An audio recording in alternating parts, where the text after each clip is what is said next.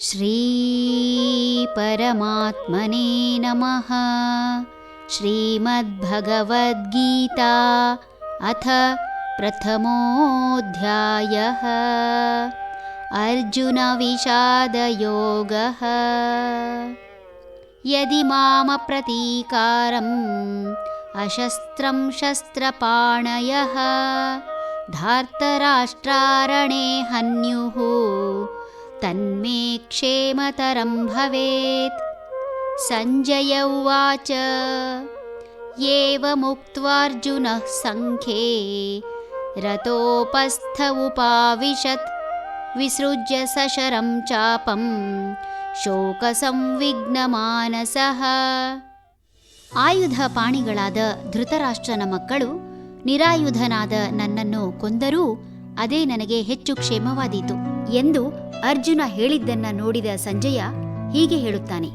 ಯುದ್ಧರಂಗದಲ್ಲಿ ಅರ್ಜುನನು ಶೋಕತಪ್ತ ಮನಸ್ಸಿನಿಂದ ಕೂಡಿದವನಾಗಿ ಬಿಲ್ಲು ಬಾಣಗಳನ್ನು ಕೆಳಗಿಟ್ಟು ರಥದ ಆಸನದಲ್ಲಿ ಕುಳಿತುಕೊಂಡನು.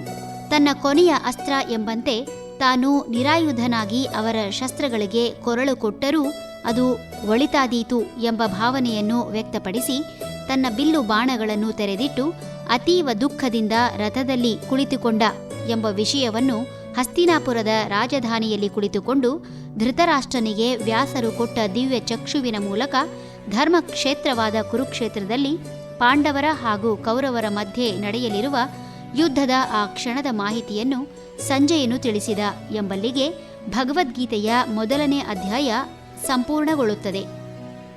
ಮೊದಲ ಅಧ್ಯಾಯ ಹೆಸರೇ ಹೇಳುವಂತೆ ವಿಷಾದಯೋಗ.